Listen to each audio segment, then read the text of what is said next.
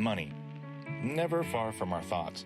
So why is it when someone talks about finances, we get heavy eyelids, fall asleep, and dream of what we'd do if we were rich? In this podcast series, Kent Tilley does his best to make us yawn with laughter as he delves into gut-busting topics like debt consolidation, asset management, taxation, and budgeting. Still awake? Good. No matter your income level, you will certainly learn something from this series. However, the focus is on underserved low and middle income Canadians who struggle with monthly cash flow and can't get quality advice because they can't afford to access it. In each episode, Kent interviews experts who specialize in helping people get back on their financial feet and get on track. He'll break it down step by step and demystify the process of taking control of your money. If Kent can figure it out, it can't be that hard. Trust me, I've seen him try and fold a fitted sheet. Well, welcome to episode 5 of or 4, I don't know, of the Kids in the Will podcast, where we're talking to experts in the field of helping low-income Canadians learn more about money, get into homes. I'm very excited about our guest this morning, who is Brian Finley. And basically, I'll just I'll let him take it after I read what Jason Watt wrote for us about him. It just said, Brian operates the Home Program, which specializes in putting first-time home buyers into houses. Even though he's third on my list, he should be the first person you connect with. He would be a great guest. And I Googled a bit about Brian last night, and we talked for a couple minutes before this, and I know he's going to have tons of valuable information. I'm very excited to have you. Thanks for being on, Brian. My pleasure. Thanks for having me, Ken. Appreciate it. Of course. Just thought maybe just give us a little background on yourself and your career and what you're doing, and we'll go from there. And Okay. You can. Sounds good. So, yeah, obviously you mentioned the Home Program, which is a program that I started back in 2001. So a long history now at this point in time. And that program was really targeted for first-time home buyers. And I am or at that point in time, I was a real estate agent. I'm actually a real estate broker at this point in time. So I have my own office. And for me, to be quite honest with you, that was a good niche to work. I was looking at, I had come up to Canada from the United States. I had done a fair amount of work in affordable housing down there anyways. So I had dealt with a lot of the first-time home buyer kind of issues and answers. And so when I came up here, I managed to connect with actually the fellow who ran the rent subsidy program in Edmonton, Alberta. And Okay. They were having a problem at that point in time in terms of they were having individuals who were improving, which is what we all want to see. We want to Right. all see people, improving financially. And as a result of that, at some point in time, the system was set up so that the CEO, the individuals, the housing corporation would go to the individuals and say, "You're doing so well, you have to leave." Right. And out they would go, and 3 months later they'd be back. And the reason was because nobody was preparing them to leave. Nobody was giving them the information they needed to have Mm-hmm. to know what to do. And to be quite honest with you, and you and I have both seen what's gone on in the real estate market in the last couple of months and the Right. pandemic and all the rest of the stuff. But at that particular point in time in 2001, a single family home in Edmonton was $87,000. Okay. Totally. So it was like these individuals didn't need that much at that particular point in time to actually move them into considering home ownership. But they weren't, because nobody was even talking to them about that as being a possibility. Right. So we created the program pretty much specifically for them when we did the program. There were about 7 of us that were involved in it. And in 2001, we rolled out the Home Program, where we provided like 6 hours of education. So it's not like, this is not an online quick course. This is like 6 hours of education where all of the people that you would meet in the home buying process would come in and sit down and chat with the individuals about what the process looked like, how they could do it. And all of them came in with the mindset that these individuals, they can make this work. It's not a question of, I'm just going to come and explain to you how the process works. It's like, I'm going to sit down. We're going to talk about how you could personally, make this work for you. Right. And, and so, and by the time we got to 2004, we got some down payment assistance. I mean, there were, the little grants and the little pieces we could pick up. And there's all kinds of grants even now that are still out there floating around. And the whole objective then was just to educate them about what grants would make sense for their particular situation. Sometimes, we tell people, they'll come in and they'll say, well, I got this grant and here's how this grant works. And we'll say, you don't want to do that. And let us tell you why you don't want to do that. Because at the end of the day, you're in a position where you can go without it. So go without it, because at the end of the day, when you go to move 5 or 6 years from now, you won't be sharing your equity. You won't be taking a hit at that particular point in time, and you're good to go. So a lot of what we do, so the home program pretty much ran right up to pandemic time. And then because we were so face to face, no online, no, no, really the pandemic kind of shut us down for all intents and purposes. We tried to do some stuff online. We tried to do some Zoom stuff, but this is pretty specific stuff in terms of, a Zoom room it's not a bad place to do it, but it's the ability for them to have a face-to-face with a lawyer about, well, how does the whole process work? And why am I paying you $1,000? And is there a way to pay less than $1,000? Asking those kind of questions. I always used to like to say, we like to make those people that came into the education program a little bit dangerous out there, in terms of they weren't afraid to challenge. They started to protect themselves because they were armed with information, which they just didn't have. And that's how we kind of started that program. And at the end of the day, we were running that through Alberta. We got some grant money so we could go into different locations, and we had money for down payment assistance. Sometimes we worked with counties. Sometimes we worked with the Indigenous community as well, kind of trying to tie all those pieces in. If somebody came in and they were a good candidate for habitat, they would identify that in the education process. And then they'd come to us and say, I think I'm a good candidate for habitat. And then we'd say, okay, here's who you're going to call at habitat. And you're going to verify that you're a good candidate, and you're going to go from there. So we were doing education programs at the end of the day for organizations like Habitat, for the city of Edmonton, all tied in with this whole idea of moving people directly into home ownership. And that way not having them fall back, which is exactly what they were doing. They were going out and trying to find a place to rent. They were probably paying more than they should in rent because they were under pressure. They had to leave in 90 days or whatever. And as a result of that, what we did was we started to teach them a year and a half before they were in a position where they had to move. Right. And then I got involved through that organization with some other organizations in the Edmonton area. And those organizations are where I actually was able to meet Jason.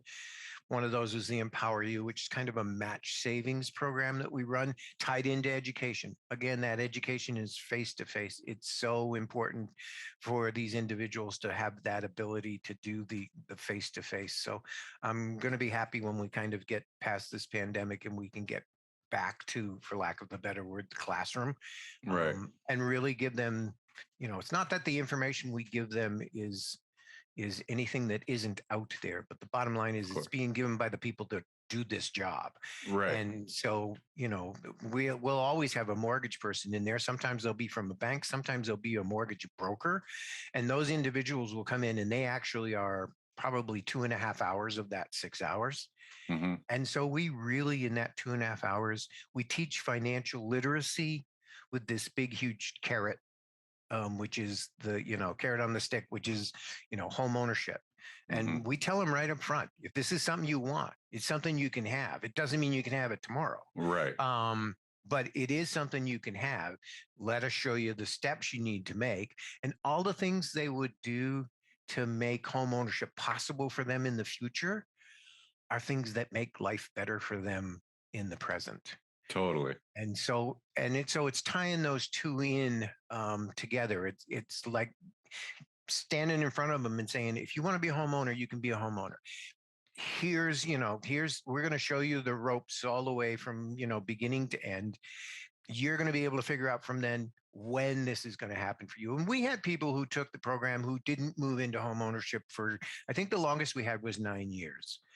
I mean, and the program, our deal with the program was, you give us that 6 hours, what we'll give you as much one-on-one as you want. And so, they would come to us. Sometimes they'd come to us and we'd need to send them to somebody like Jason because this is the issue they had, or, another organization that would support them with credit counselings or whatever.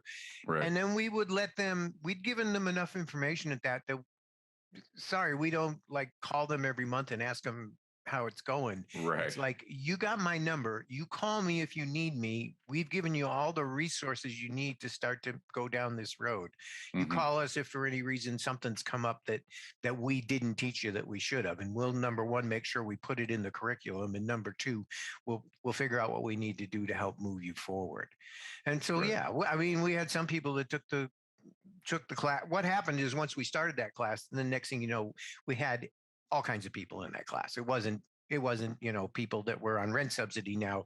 It was just like people that, sometimes kids that their parents had never owned. And it was like, well, I can go take this course and they're going to tell me how I might be able to do this. And we would always say, this is not a might. This is, you can do it. We just have to teach you the rules of the road. And then you're going to have to do the things that you have to do to get there, if it's something you want. Right. And so, yeah, normally, towards the end there, before a pandemic kind of hit us, we have 35 to 45 people in a classroom. And we'd have maybe 7 presenters coming in over the course of the 6 hours to actually go through all the bits and pieces. So we usually ran like a 2-hour first session, which was a financial literacy session. So you could actually come and just do that and have some financial literacy and go away if you wanted to, or you come back on Saturday. And on Saturday, that's when we brought the lawyers in and the mortgage people in, and all the other specialist insurance people and what have you, so that you just understood. And Habitat used to come in and present as well, things like that. Nice. So be nice on the other side. Unfortunately, at this point in time, like I said, we're still a little bit on pause. I had thought maybe we might start up by spring, but that's not probably going to happen. And so we'll probably wait until fall. And to be quite honest with you, Kent, you and I both know that what the world looks like right now, it's a little crazy in the housing market at the moment. Right. Even as a real estate agent or a broker, I can sit here and say it's just plain stupid right now. And it certainly is not helping when it comes to affordability. Of course not. And then Edmonton is very affordable compared to the rest of Canada. It is. That's what I always tell my classes. But it's also, Alberta is somewhat affordable as well. And when you say that, what gets interesting is we had a fellow who was on AISH, and anybody who knows AISH knows that you're lucky if you're getting $15,000 annually. Right. So we had an individual come in and take the program who was on AISH, making 14, 15,000 annually. And I actually felt like a little, I felt bad the first night, 2 hours he spent in doing financial literacy, and this guy only bringing in 1,500. What's he going to be able to do? And he was all excited, which was great. And he came back on Saturday and did the whole 4 hours on Saturday. And I said to him at the end of the Saturday session, I said, so what happens now is that, you've got all the information you can have, but we've identified for you that part of your problem is going to be your amount of income, compared to what the current housing market is. Right. Bottom line is, 6 weeks later, he bought a house. He bought it 10 miles outside of Red Deer, which is a much smaller community. And so he was able to turn that whole thing around simply because he didn't need to be in Edmonton. He didn't need medical. He just needed a place to live. And so, yeah, he bought a 2-bedroom, little place out in the country for all intents and purposes, which worked just fine for him. So, you and I talked earlier before we actually started on the recording about the fact that these individuals, they're resilient and they're financially much smarter than we give them credit for. Right. I go to the store, I buy it because I got discretionary income. And if I want this particular item, I'm just going to pick it up. And sometimes, that works to my advantage because it's on sale. So I just say, okay, I'll get it now because it's on sale, and then I'll have it, throw it at the corner. I mean, I'm sure I bought some discretionary stuff I've never used. Totally. But the bottom line is that's not true with individuals that are on the in a low income scenario. They are so much better with their money than you and I need to be. Okay. And they're really good with it. And the issue they have is that they kind of need that $1 now. And so they have that mindset there, which says, a dollar now is so much better than $2 in a week. And what we need to do more than anything else is just to help them understand that they need to get to the point where that dollar that they pulled early, payday loans, those kinds of things, if they can put themselves in a position where that's a dollar that they're taking from themselves and then just putting back in, then it moves them forward. It just starts them down the road to get there. And so, yeah, I don't know what the latest, over 3,000 people came through the home program and moved into home ownership. And out of all of that, we only had one, what we would call fallback or whatever you want to call it. We only had one individual. And in that particular case, the individual came to us and said, I just don't think I like home ownership. And it was like, okay, so we helped her at that point in time extricate, sell the property. She made enough money, so she paid off all her bills anyways and went and rented and was comfortable. So yeah. It was a good program, and that was my introduction, right? Is that how that works? It's like, yeah, what do you do? But the other piece so this has just kind of been, in my blood for a long time at that point. But then I also got involved on the seniors group, and again, through this same Edmonton organization. So I'm involved with the Seniors Financial Empowerment Group, which is, United Way in the city of Edmonton and some senior organizations and what have you. And we put together like 7 different modules, which were just directed for seniors, just to give them like 30 minutes of quick information. And again, we much prefer to do this on a face-to-face. So that, so that somebody's just saying, look, I'm going to give you some information. I'm going to let you ask as many questions as you want. I do obviously the module that's about, trying to stay in your home. We have so many seniors trying to just stay in their home, especially after pandemic. It's like the last thing they want to do is go somewhere else. No kidding. And so that's where I have an opportunity to chat with them about the fact that you've got to maintain that home. If you're going to stay in that home, we have to talk to you about what you need to do to maintain that home. And right down to where we'll get some inspector who normally, does inspections for $500 to come out and basically do an inspection of the home for them, free of charge, just to tell them what it is that's going to need to be done over the next couple of years, so that they can make a good decision in terms of whether they stay or they don't stay. And if they do stay, here's what you're going to have to do. Because I see seniors that are, for all intents and purposes, they've got a house that's free and clear because they paid off the mortgage. But the bottom line is at that point in time, they think of it as a roof over their head, but they don't think of the roof, for lack of a better word. That's very interesting point. And they'll get 3 blankets because that's how to take care of the heat problem. And it's like, no, we have to explain to them that, that the whole premise here is if you want the house to protect you, you got to protect the house. So if you understand that, then they start to make better, smarter decisions, and they're not putting themselves in a position where all of a sudden they can't live in that house anymore because we haven't done the furnace, we haven't done the roof, we haven't done, and I've seen some deplorable is probably the wrong word, but I mean, I've seen some seniors that have been in a terrible situation because that's exactly what they did. And they'll always say, well, but I paid my house off. And it's like, yeah, I know you paid your house off, but your house doesn't just sit there and kind of wait after that. It needs care, just like your kids need care, just like, there's always things to do and you need to recognize what they are. And there's great programs out there for seniors in terms of rehabilitating. Most cities, most provinces are interested in keeping seniors in their homes, as long as it's reasonable to do that.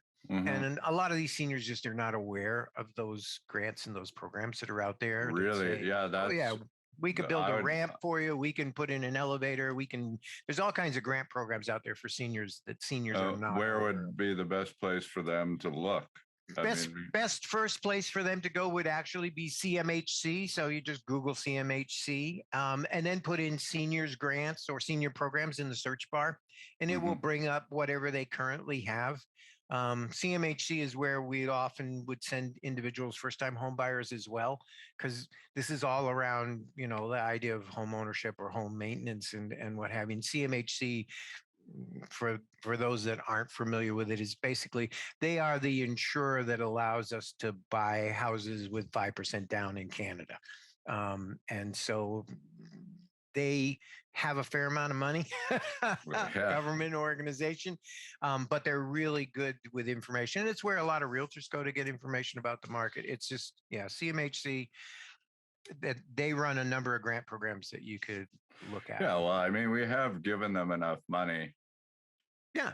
I Over, mean, they're supposed to promote housing, so let them, totally. let them promote it. Yeah. It was a very interesting point. So because I was thinking about it, I'm like, I know quite a bit about like retirement benefits for low income seniors and things like that. I pay attention, and I get a lot of views on videos about that, because there's tons of people don't know where to look. They have no idea. And I can't even imagine, right? Living on, it was something that didn't cross my mind so much, but your furnace goes, you're living on your fixed income, very little limited savings. Yes, you've got a home, but where are you going to get 8,000 from? That's right. That's right. Yeah. And there are, like I said, there's grants out there. People want, like I said, government wants you to stay in your home. So there's stuff out there. It's tough for a senior, especially if, they're isolated. Take a look at pandemic, which has certainly isolated the seniors some more. But, and that's really what we did with the 7 modules that we put together. Each of those modules, there's one on housing, there's one on frauds and scams. There's one on a number of different items that they would look at. And really, they're intended to be like short presentations. And then what we do is we provide them with the links to get to the CMHCs, to get to the, to the people that are protecting you from frauds and scams, to get to, the individuals that will tell you how to do what you need. It's financial literacy again. That's really a lot of what we're talking about, is just being smart with your money. And I keep going back to the fact, anytime we're dealing with individuals that are on fixed incomes or on low incomes, they are good with their money. Okay. They don't but they don't have much of it. So what becomes really, really important is that they figure out the way to put them in a position where they're not doing this, $1 for $2. The bottom line cycle, is, it's that cycle that gets them stuck. That's what causes them to go into a payday loan. And then for the rest of their life, they're paying $15. And then when the interest rates go up, they're going to be paying 22. So it's like, yeah, okay. Yeah. And I mean, our society has been built on credit for the last 40 years or however long it's been, right? Like, so it was like, how do we keep the economy going? More credit. And I mean, the government's doing it all the time, right, Kent? I mean, they need more money. They just print more money. There we go. So. I know. It's exactly. And so they're not teaching us any better that like when we're supposed to look in the mirror, then we're like, well, maybe you should. You made really good money for a long time and we don't have any left. I'm confused. I was, I mean, all of that information is so good, and I'm definitely going to look at that CMHC stuff and the grants and do a bunch of videos on that, because I do have a fairly good following with seniors that just don't know where to turn. Okay, and that's good. And so long as you're touching on seniors, the other thing to really look at, and we do cover it in actually 2 of our modules, both in the housing module and in smart money module. It's like, we do have a whole discussion about reverse mortgages. And I was going to ask you about that. I'm curious because you would definitely, like, I have my own thoughts on reverse mortgages. Let's hear an expert's. Yeah, well, okay. You don't have to call me an expert, but I am very opinionated on reverse Perfect. mortgages. They have their place. It's not like they aren't something that isn't needed. They have their place. The bottom line is the place is probably maybe 0.5% of the population that could use them, should use them. Right. And the individual that would use a reverse mortgage is somebody who, if they have family, they don't like their family. I mean, the bottom line is they've got a fair amount of money tied up in their house. They've got nobody else. So they're like that solar senior, and it's time just to do whatever I want to do. And I've got this money in this house, so I'm going to take it out because I'm not leaving anything to anybody anyways. And, and I'm not worried about it. But there's so many danger points, for lack of a better word, in a reverse mortgage that an individual has to be at least aware of. Totally. And that's part of the reason why with reverse mortgages, they make the individuals sit down before they sign the reverse mortgage and meet with a lawyer. But let's be honest, there's good lawyers and there's bad lawyers, and there's always people trying to separate us from our money. So so you just have to be so cautious with that I just tell everybody, it's like, first understand the reverse mortgages is probably not for you, but if you want to look at it, here's the questions you need to ask, and here's what you need to be aware of. Right. But the biggest issue with reverse mortgages is that up until about 3 years ago, there was only one bank that basically provided reverse mortgages in Canada, what they call a CHIP, CHIP. Mm-hmm. And there was only one bank that did it. And the bank basically was not working with other banks or other mortgage brokers. So that is to say, if you went in and saw a bank and you said to a bank, I want a reverse mortgage, they would send you to the CHIP group who at least knew what they were doing. That's the bottom line. They've been running the program for a long time. And I think they're well-intentioned because of that small percentage of the population that it makes sense for. Mm-hmm. The issue is about 3 years ago, they expanded, and now mortgage brokers can basically sell reverse mortgages. And mortgage brokers, don't get me wrong, I use mortgage brokers all the time because I can get better rates from my clients and what have you in the real estate industry. So, there's advantages. Sometimes we'll go to banks, sometimes we'll go to mortgage brokers. There's reasons to do both. Mm-hmm. But the bottom line is, and I see it every week because I get it every week from different mortgage brokers that I've worked with previously, and they send me these auto things about reverse mortgage. So the bottom line is they're not selling it, they're pushing it now. Totally. So, and it's like, and they make it look like the best thing in the world. We're going to give you half of your money. You were never going to take your house away from you, blah, blah, blah. But the bottom line is, it's welcome to read the fine print. Okay. If you, that's right. I mean, if you end up falling down and, and breaking your knee or something, and I only say that because I fell down last week, so it was like, okay, I know how I feel at the moment. I fall down every day. So but the bottom line is, you fall down, you're hospitalized for a while, and you're got to go through recovery, and you're out of that house for 6 months. That's all they need to sell that. Okay, that's all they need at that point in time. You have to be in the house. If you're not in that, you can't get on a boat and go to Europe for 6 months or 9 months, because if you're not in that house, then that's their house. They own it, right? Because they own it now. Yeah, well, at that particular point in time, they want to make sure they're protecting their asset, which is that's right. Okay, which is that house, which. So well, I mean, there's never been a circumstance in history where selling of a financial product has been good for the consumer. Yeah. Like, pushing it. And I talk about this all the time on my channel, is like our sales training in big companies for being financial planners isn't, let's learn about how CPP works. It's like, let's learn about this fund so you can sell it. And that's where you're getting your education credits. Let's learn about who we can sell this insurance product to. And then that's how you're getting your education. And I mean, so everything I watch drives me bananas. Yeah.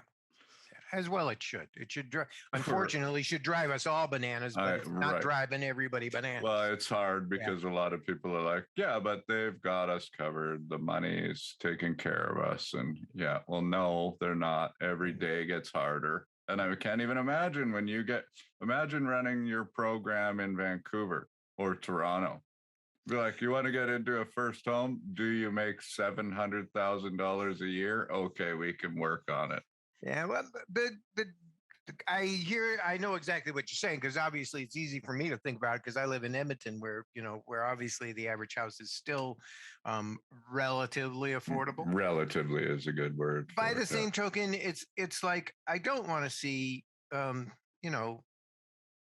kids getting out of school and not going into the homeownership mode, because like I said to you before, everything we teach, when we teach about putting that carrot and stick out there, it just makes their life better for everything else anyways. So it's like, so put it out there, because you may be surprised. I mean, we can all talk about what the prices are now, but 2008 and 2009 aren't that far away from us. In 2008, 2009, you could people would give you a house. So it's like, so sometimes you just kind of have to wait to see what changes. Unfortunately, I think sometimes when the federal government looks at it, the programs get a little bit stupid, for lack of a better word, and they don't work on the ground. Right. And so maybe they're well intentioned, but bottom line is, at the end of the day, they had a program maybe 3 years ago that the Canadian government came out with, which was basically a shared equity program. Yeah, now, I remember that one. Yeah, and I've seen shared equity programs work on the ground. There's a great one in Calgary that's a shared equity model, which basically allows individuals to get in with only half of what they'd be required for the down payment. So there are programs out there that can be done on the ground level if you get, the builders and the real estate people that are committed to making home ownership available to people. And so you have that whole piece there. But the government's plan was so flawed that 3 years later, they had 9 applications. That's it?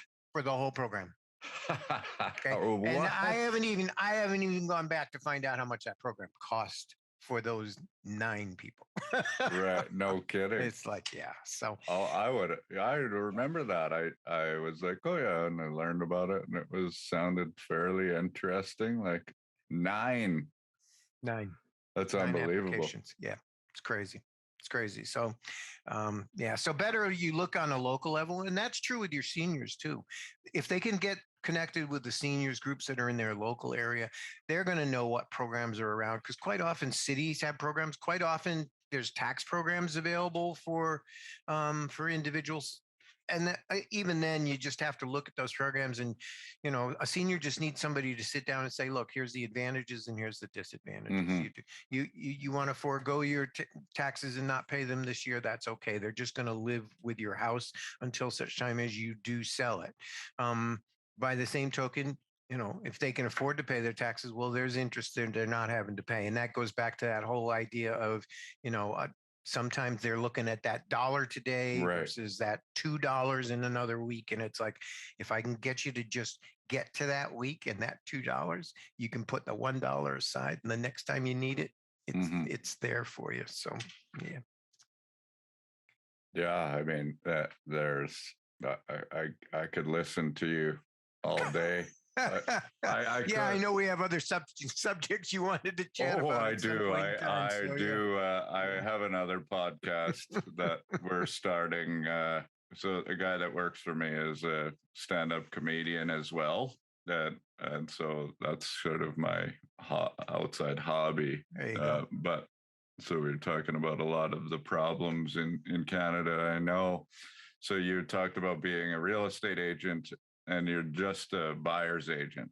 And when I read that, I was like, what an absolute gem, of a human being, because there's so many issues in the real estate game, and the power that, the association seems to have over just what happens and how you can't implement any sort of like guidelines is mind boggling. And so I have tons of friends that are real estate agents and great people. And, I'm not, but it's a business that's run by very big commission. And when money drives decisions completely, bad things happen. That's right. That's a great way to say it, Ken. You're absolutely right. It's when it's money driven, then you got a problem. That's why we always say, you should always know the person across the table who's talking to you,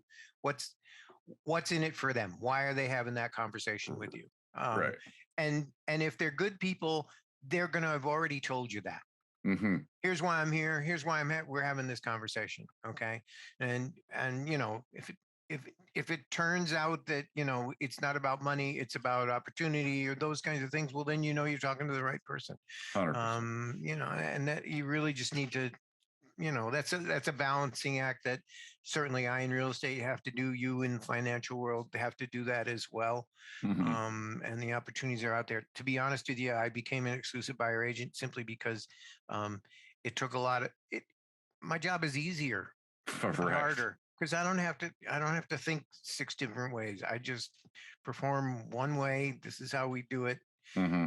You know exactly what you're paying me up front, and we just go from there. So, and whether you buy a big house or a little house, cost is basically going to be the same for you. Because believe it or not, whether sometimes I work harder on the little stuff than I do on the big stuff, to be quite honest with you. So yeah. I was, but my model's harder to find that price point because it's like, I want to help people with little, but it's hard to charge them the value, right? Because it's like, so there's this disconnect in my world, whereas real estate, it's a big transaction either way. Yeah, I'm sure it is. And I love, like, I can't even imagine realtors in Toronto being like, we deserve this 100% raise we got in this last 2 years because we're so great at our job. And you're like, oh, you deserve $2 million a year? Like, Toronto's a good market, but not quite that good. But I do know where you're coming from. Yeah. So could talk to you about. I would love to have a conversation with you about that, but I don't want to slam on realtors too much. I mean, it's the same as any industry. I don't like the associations because they have so much money and power over the control of the decisions that are made, and it doesn't work in the best interest of the consumer because it's a corporation calling the shots. Yeah. Okay. Yeah. Big brother to some extent. Yeah. Yeah. Like I said, sometime we'll have that. We will, for sure. Longer conversation. And so is this course, when it's going, is it free? The home? Yeah. Program's free. Where our hope is, and like I said, we have to see how things roll out on the other side of the pandemic. Our hope has been that we could run it Canada-wide. So we actually are now called the Canadian Home Program. So you could find, somebody was looking for us. That's Canadian Home Program. CDNHP is what we're actually, our little call sign. But we were just in the process of trying to connect with other realtors. I'd been over to Ontario and Ottawa and to have some of those kind of conversations. And then pandemic hit. So we pretty much had to pull all that back in. So unfortunately, we did really well from 2001 to 2017. And then when we get into the pandemic, it made it a little hard to make that transition. So I'll have to wait and see how it goes in the fall. Mm-hmm. Right now, to be honest with you, I'm spending most of my time taking a look at all the things that are being proposed to resolve the affordability issue. Right. So that's why I even know, for instance, that there were only 9 applications for that program, because that's where I'm looking at it. And one of 2 things will happen. Either in the fall, we will get the program back up and running here, and then we will see what we can do about expanding it.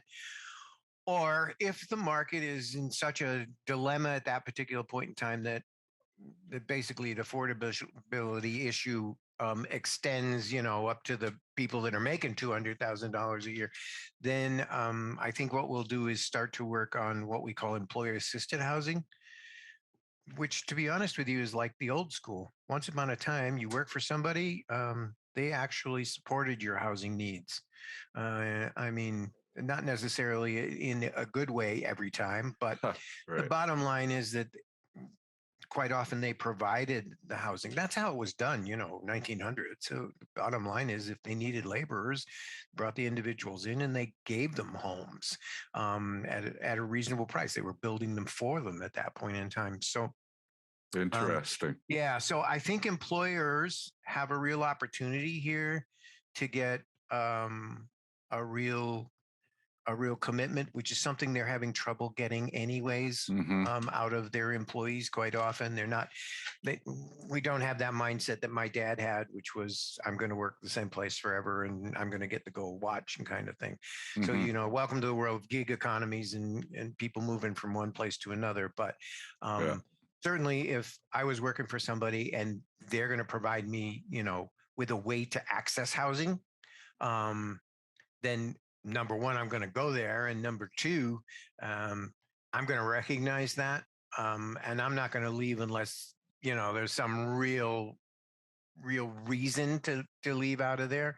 And so there's some great programs that employers can put in there that basically say, okay, so long as you're here, we can help you support this. And that goes back to what you said, Kent, just in terms of who's got the dollars and what have you. Quite often Mm-hmm. these employers, they've got money that they can use to actually help a person, with down payment, or to basically become the signer of, the mortgage or what Right. have you. The end of the day, they're not going to get hurt, because at the end of the day, they're going to write it off, even if they did take a loss. I mean, they're a business, so they can do at that. that point in time, they own The property. That's right. So, I mean, whether they use a shared equity model or whatever, and I'm all for that, so long as, what we've done for a couple of employers is basically gone in and run the home program from a Monday to a Friday as a lunch and learn. Mm-hmm. So their employees come in, we do an hour and a half at lunchtime. We bring in the lawyer, we bring in the mortgage people, we bring in all of the players that they would have gotten in the regular program. So it's all done in-house in a small group.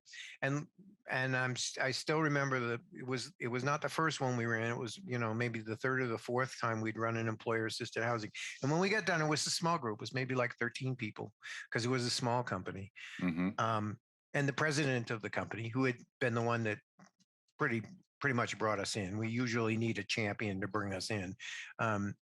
He came over to me afterwards and said, look, if any of my people need something in order to make this happen for them, you just have to tell me what it is they need.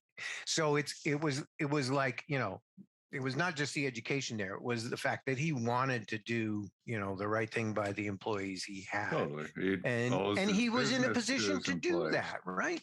So that's awesome. Yeah. Good for him. Yeah, no, great for him. Absolutely. So, and that's, so that program is out there, and we have a whole education program around that, where we even educate the realtors, so the realtors understand how that program works. Right. Because we want them to participate too. And when I mean participate, I mean they should put some money back on the table too. So you can ask realtors to do that? Oh, we did. Yeah, our home program here, we when we first started, we were providing basically about $3,000 in down payment assistance, and some of that money was coming out of the pockets of the realtors. Oh, nice. Good. Okay, what we call participating realtors, and we had, I think, over 200 realtors in the program. But the only realtors that were in that program were people that were interested in giving back, if you know what I mean. It was like, of course, and the beauty for them, I mean, realtors are crazy sometimes. They pay a fortune for leads. It's like, in this case, literally, they weren't allowed to access our individuals until such time as the individuals were ready to go. Mm-hmm. And so at that point in time, it wasn't a lead. It was like, this is a person you need to service. Right. It's like, so you're going to pay for that, and some of that's going to go back to them. That's really how we, as it should, right? Yeah, as it should. Absolutely. As it should. Yeah. Because if you're not doing any of the upfront work, then you don't deserve the full amount.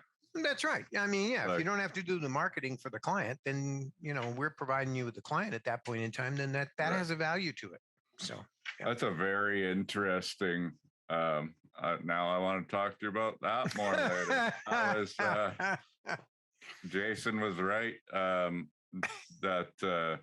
that I needed to talk to you, and I'm gonna need to talk to you again, because that's something that the crisis in affordability is off the charts. Something, in my opinion, has to give. Yeah. On that end, and I think it might be ugly for a bit, and there's going to need to be smart people that care, people that we can all listen to, that can help us make the changes that help more people. Yeah. Um, and I'll just, because I am in real estate, so it doesn't hurt to, when they look at how countries are performing and what have you, if you match up the state of democracy, for lack of a better word, to home ownership, you'll find that home ownership makes for better democracies. It really just empowers the people, for lack of a better word. And so they feel a lot. I mean, a person who's a homeowner feels a lot more in control, even though sometimes, furnaces go bad and things like Right. that. But the bottom line is there is that comfort level. By the same token, we got to make the affordable issue work, because what we don't want to see, and what we're always cautious of in the home program, is we don't want to put people in what we would call a position of being house poor, No. where they come home at the end of the day and they're not happy they're there. They don't feel secure. They feel more worried than they were, For sure, 100%. Bottom line is we need to put them in a position where, from a financial standpoint, they recognize that this is not only home and feels good, but it's smart finances at that point in time. So. Right now, for new buyers in too many markets, it isn't. It isn't. You So could we have to never figure feel it out. that way. That's right. So, that's the scary part, right? Well, we're going to have to come up with we're going to have to change the way we think about a lot of things. If, in fact, this market stays like it is, then while it may take a while, we're going to have to bang at the doors of CMHC, the people that make the rules about mortgages. We're going to have to say, look, in Europe, they've been doing 100-year mortgages forever. Okay. Well, I shouldn't say forever, a long, long time. Bottom line is, they don't think the same way about mortgages in England as we do here. So here we're fighting to keep this at a 25 or a 30-year amortization. So the period that you're allowed to, but the bottom line is, if the prices are going to stay, or even if they, generally speaking, have done this fairly large rise, I think we have to look at things like, does a 50-year mortgage make sense? Because basically, that's what we're going to have to do to make them affordable, so that people can pay that month to month, especially if we start to look at, interest rates going up and crazy things like that. There are ways. Right. That's right. There are ways, and there are programs out there. And a lot of those programs, I can remember, I bought my first house, I paid 16% interest. Okay. Mm-hmm. I was paying pennies on the mortgage as I went along.